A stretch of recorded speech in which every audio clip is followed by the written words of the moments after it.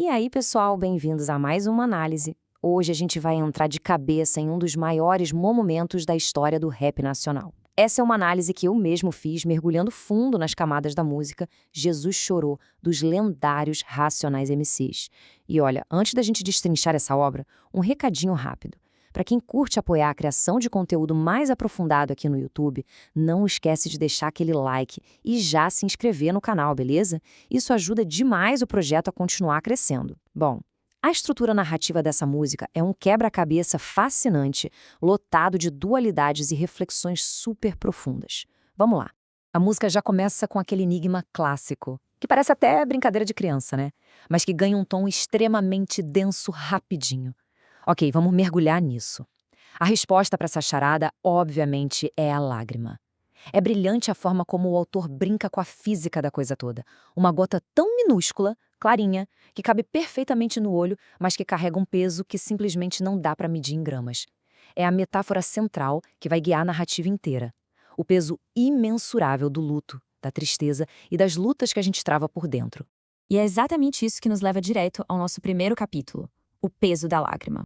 A letra estabelece de um jeito magistral que o choro não é só uma reação biológica ou, como muitos dizem por aí, um sinal de fraqueza. Aqui, a lágrima ganha vida.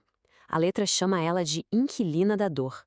Faz todo sentido, sabe? Ela mora lá no sofrimento, é uma residente íntima da tristeza e deve o seu aluguel à dor. E o mais maluco é que é um choro que quase nunca acontece no meio da rua. É discreto, ele gosta do drama calado e se esconde nas camas, bem naquele momento de maior vulnerabilidade, onde não tem mais ninguém olhando ou julgando. Agora, o que é muito interessante de notar aqui é o verdadeiro campo de batalha que a lágrima representa na cabeça de quem sofre. De um lado, ela é chamada de irmã do desespero e refém da vingança, totalmente submissa aos sentimentos mais urgentes e sombrios que a gente sente quando vê uma injustiça. Mas, do outro lado, ela trava uma briga sem fim por ser a rival da esperança. O choro, nessa visão, é aquele ponto exato de tensão entre jogar tudo para o alto e se afundar no abismo ou continuar lutando por dias melhores. E essa briga constante nos introduz à nossa segunda seção, o sagrado na periferia. Um dos maiores triunfos de Jesus Chorou é como ela pega coisas super cotidianas, a pobreza, a violência urbana, e eleva tudo isso para um degrau sagrado. A periferia vira solo santo. E isso ilustra brilhantemente a figura do próprio artista. O Mano Brown não é só um cantor ali, ele é um profeta pardo.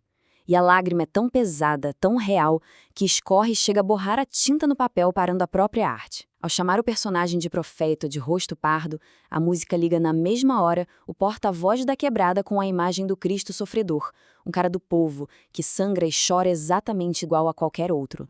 E toda essa construção deságua naquele verso central que dá nome à música. Um verso que saiu direto da Bíblia, lá de João, capítulo 11, versículo 35. Aí, Jesus chorou.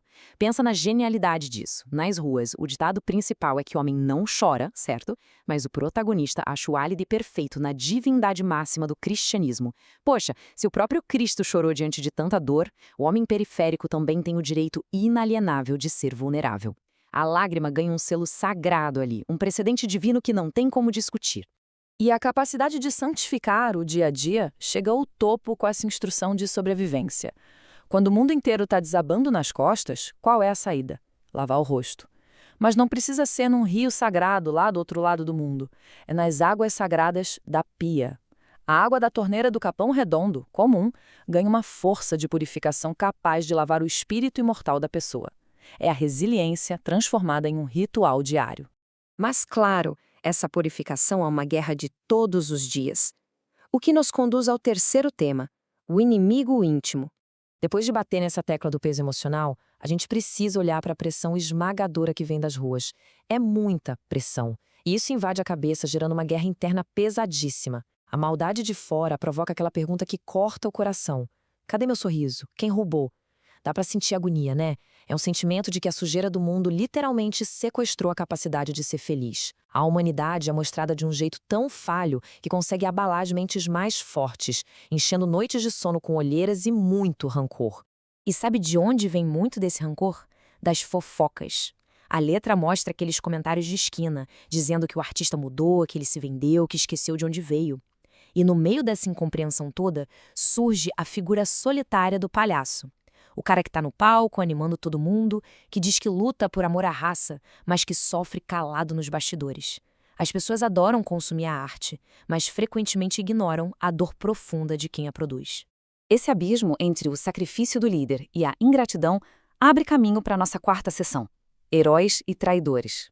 Quando alguém decide bater de frente e lutar por justiça, a história mostra que o troco quase sempre vem em forma de traição de gente muito próxima. Vamos avançar e ver como isso se constrói dentro da análise. De um lado, a gente tem o profeta pardo, que é perseguido não só pela postura, mas pela classe e pela cor da pele. Do outro lado, surge o traidor, o Judas incolor, aquele inimigo muitas vezes camuflado no sistema, que se vende rapidinho pelas velhas 30 moedas de prata. É a história sendo repetida a sangue frio.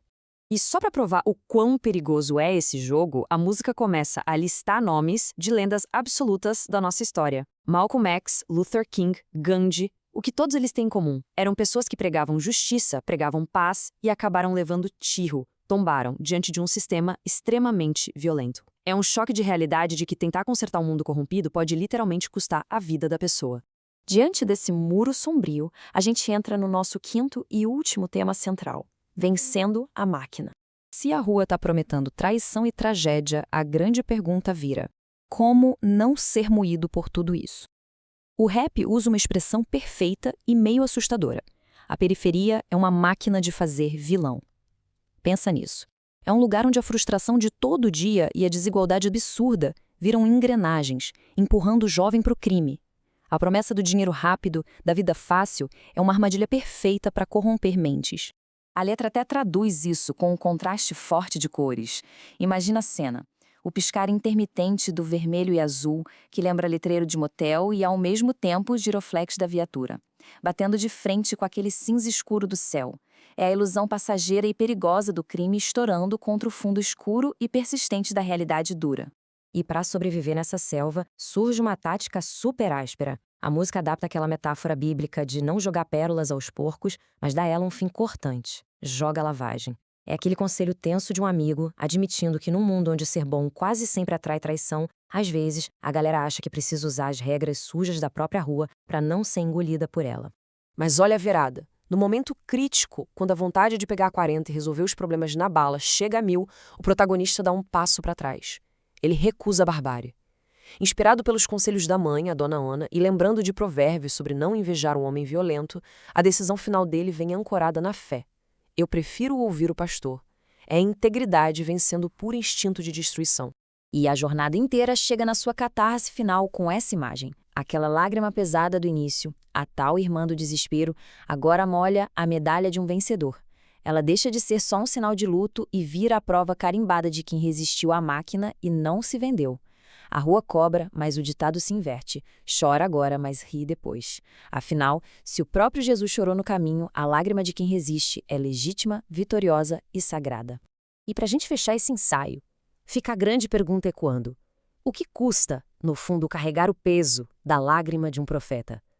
Muitas vezes, toda aquela pose de durão e a casca grossa da sobrevivência servem para esconder uma resiliência silenciosa e uma dor gigante.